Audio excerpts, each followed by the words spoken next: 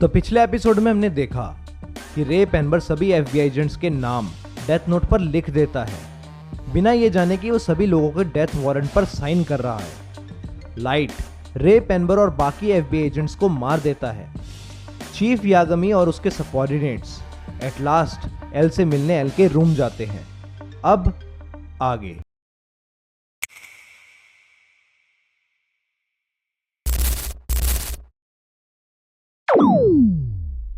L को पहली बार देखकर सब बहुत हैरान हो जाते हैं, क्योंकि जैसी इमेज उन्होंने एल के बारे में बनाई होती है वो बिल्कुल भी वैसा नहीं होता। सब अपना अपना इंट्रोडक्शन एल को देते हैं। तभी एल उन्हें बताता है कि वो किसी को भी अपना नाम इतनी आसानी से ना बताया करें, क्योंकि अगर वो कीरा होता तो वो सब अब तक मारे गए होते। मीटिंग स्टार्ट करने से पहले एल सबको अपने अपने सेलफोन्स टेबल पर रखने को कहता है और उन्हें इंस्ट्रक्शंस देता है कि कोई भी मीटिंग्स में हुई बातचीत के नोट्स नहीं बनाएगा। मीटिंग स्टार्ट होते ही मात्सुदा जब एल को एल कहकर बुलाता है तो वो सबको बताता है कि वो उसे रियुसाकी कहकर बुला सकते हैं। मात्सुदा एल से, या फिर आप कह सकते हैं रियुसाकी से, पूछता है कि अगर कीरा को किसी को मारने के लिए नाम और फेस चाहिए तो क्यों ना वो क्रिमिनल्स के नाम को मीडिया में लीक करना बंद कर दे। रियुसाकी उन्हें बताता है कि ऐसा करने पर वो लोगों की लाइफ को खतरे में डाल देंगे, क्योंकि उसके हिसाब से कीरा का बिहेवियर बहुत चाइल्डिश है और वो हारना पसंद नहीं करता। और रियुसाकी आगे बताता है कि इस रिजल्ट पर वो इसलिए पहुंचा क्योंकि जब उसने एक क्रिमिनल को फेक एल बनाकर टीवी पर रिवील किया तो कीरा ने उसे मारते हुए बिल्कुल भी हेजिटेट नहीं किया। सेकेंडली, जब उन्होंने डिक्लेयर किया कि कीरा जापान के कैंटो रीजन का रहने वाला है, तब भी उसने जापान के क्रिमिनल्स को मारना बंद नहीं किया, जैसे कीरा उन्हें बता रहा हो कि वो उसका कुछ नहीं बिगाड़ सकते। इसलिए अगर वो क्रिमिनल्स के नाम को मीडिया में रिवील करना बंद कर देंगे तो इससे पब्लिक खतरे में आ सकती है। रियुसाकी आगे पुलिस डिपार्टमेंट के मेंबर्स को बताता है कि वो मीडिया का यूज करके ये फेक न्यूज स्प्रेड करेंगे कि एफबीआई एजेंट्स की डेथ के बाद सब नेशन ने मिलकर ये डिसाइड किया है कि वो टोटल 1500 इन्वेस्टिगेटर्स को जापान में कीरा केस सॉल्व करने के लिए भेजेंगे। और इस न्यूज़ को सुनकर कीरा पक्का एक ऐसा स्टेप उठाएगा जिससे वो उनके नोटिस में आ जाए। So he'll think there are 1,500 when there are really only 7 of us. And since none of these investigators exist, Kira won't be able to kill them. रियुसाकी उन्हें बताता है कि उसकी थ्योरी के हिसाब से कीरा पक्का उन लोगों में से है जिन्हें एफबीआई ने 14 दिसंबर से लेकर 19 दिसंबर के बीच में इन्वेस्टिगेट किया था। I suspect Kira had to be one of the people being investigated by the FBI between the 14th and the 19th of December.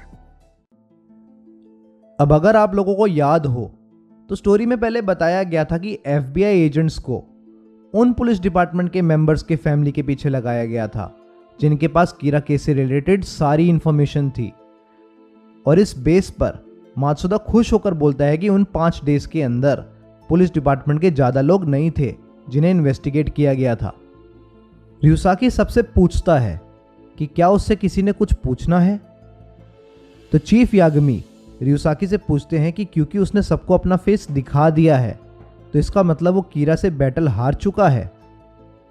रियुसाकी reply में बताता है कि हाँ, अपना फेस उन सबको रिवील करके और 12 एफबीआई एजेंट्स की डेथ के बाद वो काफ़ी हद तक बैटल हार चुका है, लेकिन एंड में जीत उसी की होगी।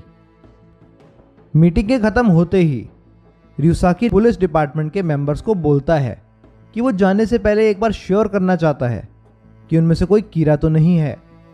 इसलिए वो सबको एक बार पर्सनली मिलने के लिए बोलता है और उसकी रिक्वेस्ट को सब एक्सेप्ट कर लेते हैं। दूसरी तरफ लाइट सोच रहा होता है कि एल और पुलिस डिपार्टमेंट को नहीं पता कि कीरा हार्ट अटैक के अलावा किसी और तरीके से भी विक्टिम को मार सकता है, इसलिए वो कभी बस हाईजैकिंग इंसिडेंट को कीरा केस से रिलेट नहीं कर पाएंगे। लेकिन अगर किसी को पता चल गया कि कीरा हार्ट अटैक के अलावा और तरीके यूज़ कर सकता है तो वो मुश्किल में पड़ सकता है, क्योंकि लाइट के फादर कीरा केस की वजह से ओवरटाइम कर रहे होते हैं। लाइट की मॉम अपनी बेटी सायू को उनके पास नए कपड़े भेजने के लिए बोल रही होती है।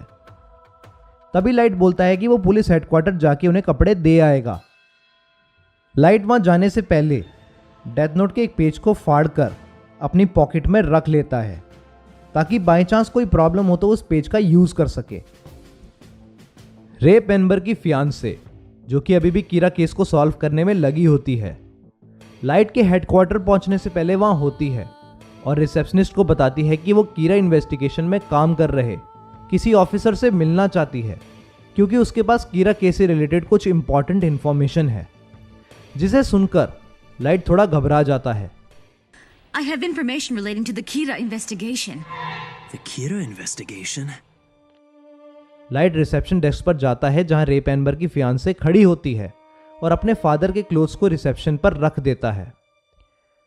रिसेप्शनिस्ट, जो कि लाइट को जानने वाला होता है, लाइट से पूछता है कि वो भी कीरा केस को सॉल्व करने में पुलिस की हेल्प करे, जैसे वो पहले कुछ केसेस में कर चुका होता है।